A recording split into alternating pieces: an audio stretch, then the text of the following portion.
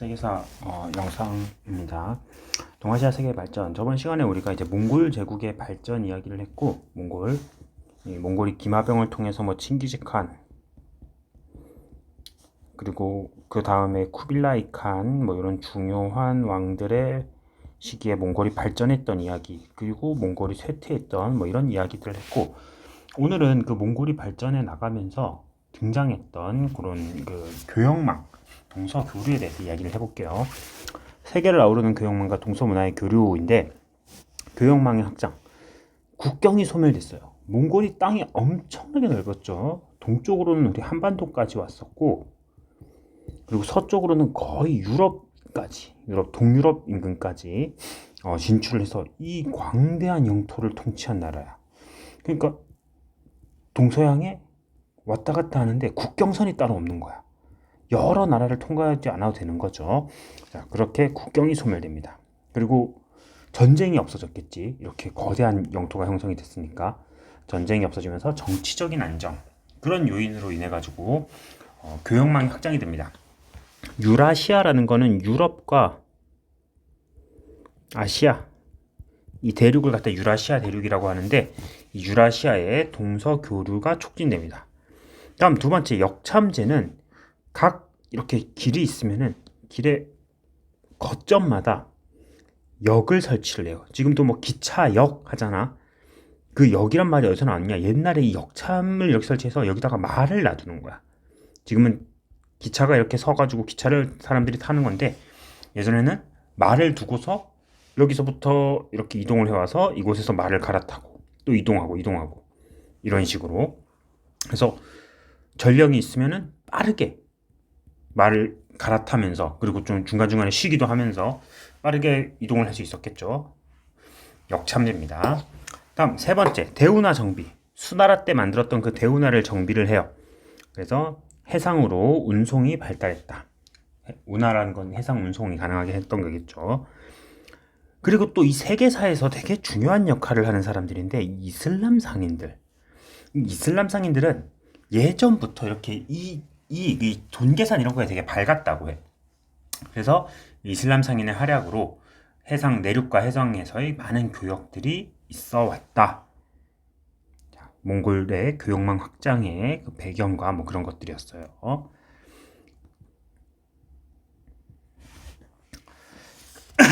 그래서 이 교역망을 통해서 왔다 갔던 사람들, 카르핀이라고 해서, 이 사람은 로마에 있는 교황이 몽골에 보낸 사절입니다. 사절단. 로마 교황이 보냈던 사절단이에요. 로마에서 몽골까지 왔다 갔던 사람. 마르코폴로는 이탈리아 사람인데, 몽골에 와서 몽골 칸의 눈에 들어가지고 몽골에서 관리를 지내기도 했습니다. 그리고 몽골에서 지내다가 다시 자기 고국으로 돌아가, 이탈리아로. 이 사람이 돌아가서 쓴 책이 있습니다. 동방견문록. 동방에서 내가 보고 들었던 이야기 해서 마르코폴로의 동방견문록이라는 책도 있다. 자, 그리고 이븐 바투타, 이거 이슬람 사람인데, 이 사람도 몽골 쪽에 이렇게 바다를 통해서, 우리 바닷길 앞에서 했었지, 바닷길을 통해서 몽골에 왔던 사람이에요. 이븐 바투타는 여행기를 썼어요. 이븐 바투타의 여행기. 동서양을 왕래했던 사람들, 시험 문제 자주 나옵니다. 이 사람들. 그거 말고도 문화 교류의 사례가 뭐 있느냐? 중국의 화약, 나침반, 인쇄술이 유럽으로 전파됩니다. 이 나침반이 전파되면서 유럽의 배들이 바다로 나와서 먼 거리 항해를 시작했고, 화약을 가지고 그 대포로 식민지들을 만들었죠. 그리고 인쇄술이 전파되면서 그 발달한 인쇄술로 인해서 유럽에 많은 지식이 보급되는 그런 유럽 발달에 영향을 준 발명품들, 이런 것들이 중국에서 전래되기도 했어요. 다음에 수시력이라는 거는 원래 이슬람의 역법, 이슬람 사람들이 이 하늘을 관측하는 그런 역법이라고 하거든. 역법이 되게 발달을 했나 봐. 이슬람의 역법이 중국에 전해져 가지고 원나라로 전해져서, 원나라의 곽수경이라는 사람이 이 이슬람 역법을 참고해서 달력 계산하는, 하늘을 관측해서 달력을 만드는 수시력이라는 거를 만들기도 했습니다. 수시력. 나중에 이 수시력이 영향을 받아서 조선시대 때도 또 이렇게 우리나라에 맞는 세종대왕 때 역법을 만들기도 해요. 수시력의 영향은 우리나라에까지 전해집니다. 이슬람 영법이. 두 번째, 이슬람의 천문학 수학이 이때 많이 전래가 되었습니다. 다음. 아이고.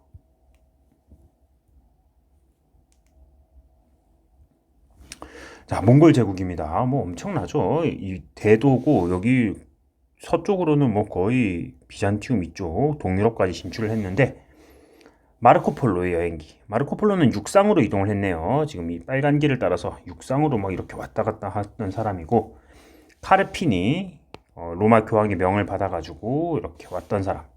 이븐 바투타. 이 사람은 바닷길을 주로 이용을 했던 그런 사람들입니다. 역참과 몽골에 다녀간 외국인들. 마르코폴로 동방견문록이라는 책에서 각 지방으로 가는 주요 도로에는 25에서 30마일의 역참이 설치되어 있다. 뭐 이런 얘기를 써놨고, 이븐 바투타 여행기라는 책인데, 여행자에게 중국이 가장 안전하고 가장 좋은 고장이다. 전국의 모든 역참에는 여인숙이 있고 관리가 몇몇 기병과 보병을 데리고 상주하고 있다.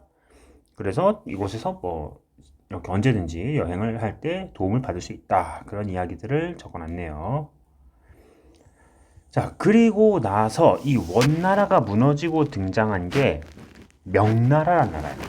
원나라는 어떤 민족? 몽골족이 세웠던 나라죠. 몽골족이 세웠던 나라인데 원나라가 말년이 돼가지고 상태가 점점 안 좋아집니다. 뭔가 원나라의 이런 붕괴가 지속되고 그 지배층의 사치와 향락으로 원나라가 상태가 안 좋아지자 막판에 홍건적을 중심으로 한 반란이 일어나요. 홍건적의 반란. 우리 앞에 한나라 무너지는 건 황건적이었지. 여기는 홍건적이에요. 자, 원나라가 상대가 안 좋아지자 홍건적의 반란. 우리 이 홍건적은 고려랑도 관련이 있습니다. 고려에 쳐들어왔었어요, 옛날에. 그래서 이성계라던가 최영 이런 사람들이 뭐 얘네들을 격퇴하면서 성장했다. 이들을 신흥 무인 세력이라고 한다. 이런 이야기를 나왔었는데 그 홍건적이에요.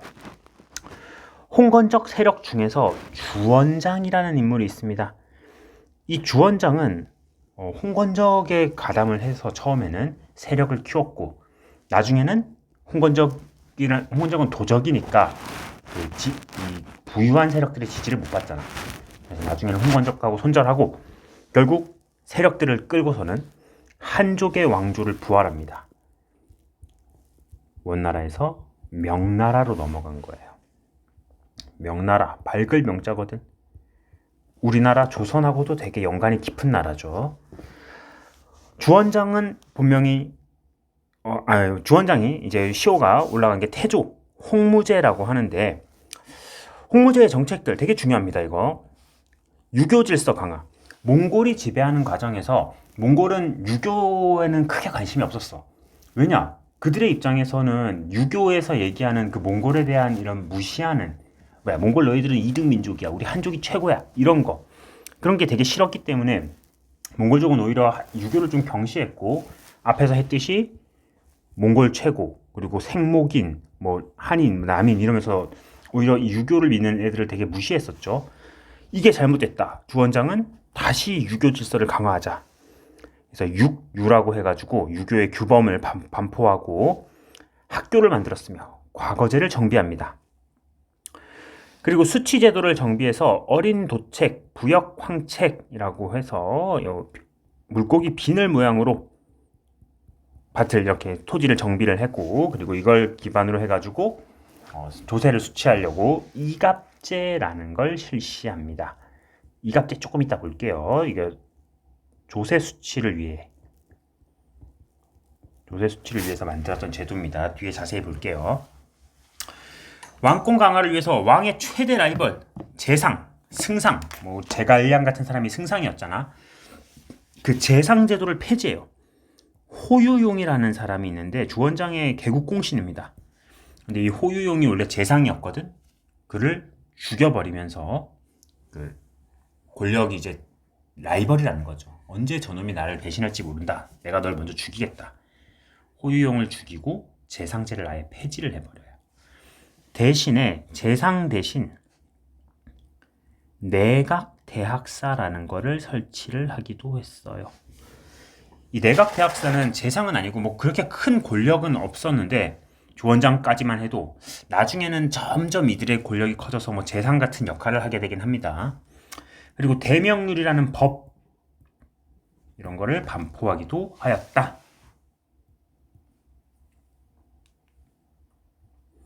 자, 앞에 얘기했던 이갑제입니다.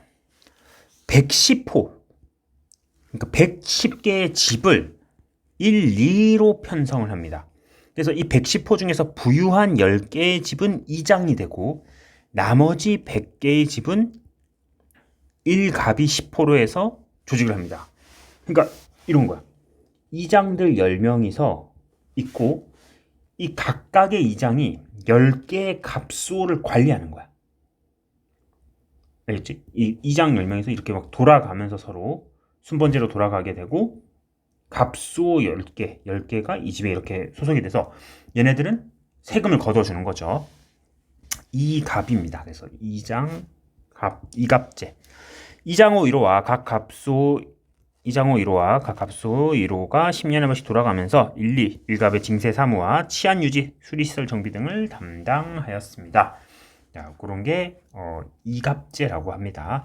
뭐 자세한 내용을 막 외우고 뭐 그럴 필요까지는 없고 그냥 명나라 초기에 만들어져서 110호가 있었고 이장 갑수 나눠가지고 요 세금과 치안 유지 이런 거를 담당했다. 중요한 건 이런 거죠.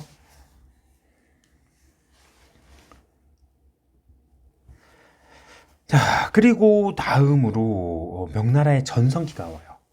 주원장이 있었는데 주원장이 이제 죽을 때가 됐어. 근데 원래 주원장 큰아들이 있었는데 큰아들이 일찍 죽고 주원장의 그 손자, 그러니까 장손이죠. 큰아들의 그 아들 2대 황제가 즉위를 했습니다. 근데 이 2대 황제는 너무 어렸어. 결국에 주원장의 또 다른 아들이 자기 조카가 되죠. 그러니까 얘 원래 태자 동생이잖아, 동생. 그러니까 조카지, 작은 아빠가 되는 거죠. 숙부가 자기 조카를 쳐내고 명나라 3대 황제가 됩니다. 영락제라는 사람이에요.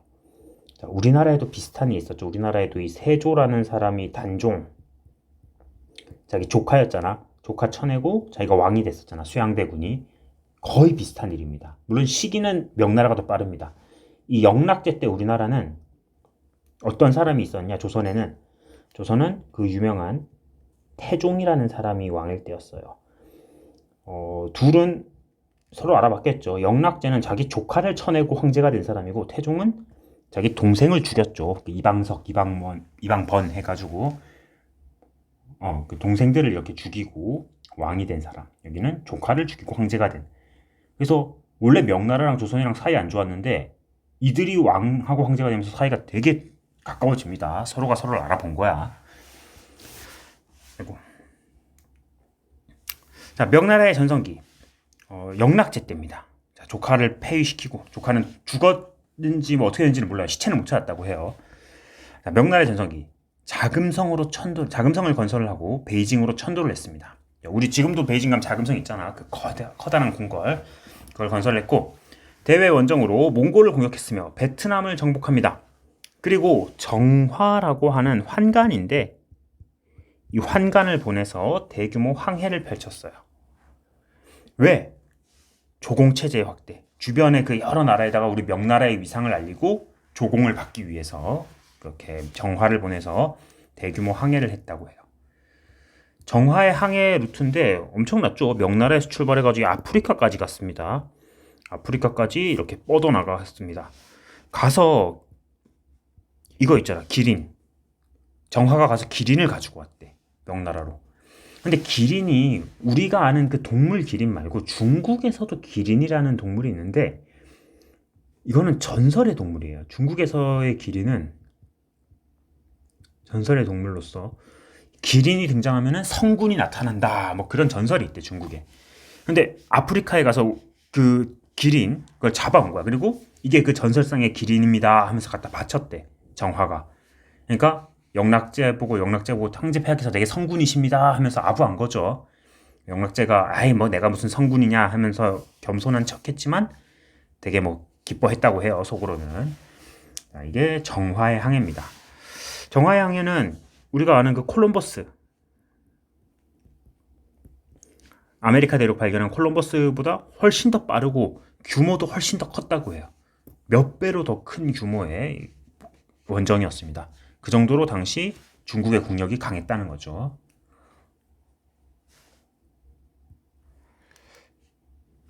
명나라의 쇠퇴.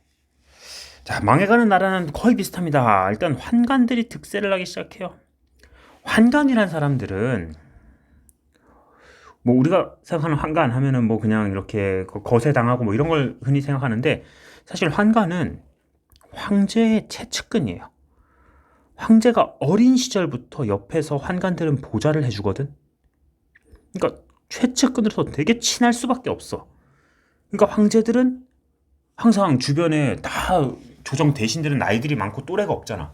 근데 환관들은 황제의 몇 안 되는 또래들이고, 그리고 내 말 되게 잘 들어주는 친구 같고, 그래서 가까울 수밖에 없습니다.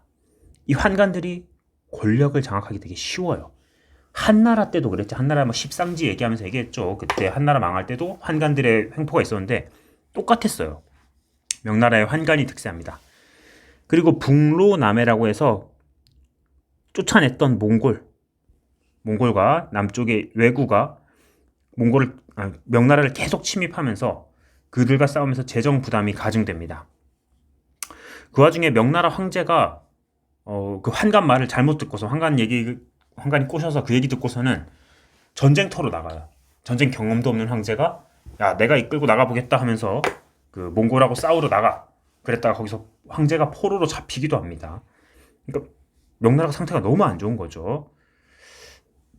그 네이버 웹툰 중에 그런 거 있거든. 뭐 본 사람이 있는지 모르겠는데 망나니 소교주로 환생했다 뭐 어쩌고저쩌고 뭐 이런 거 있어요, 네이버 웹툰에.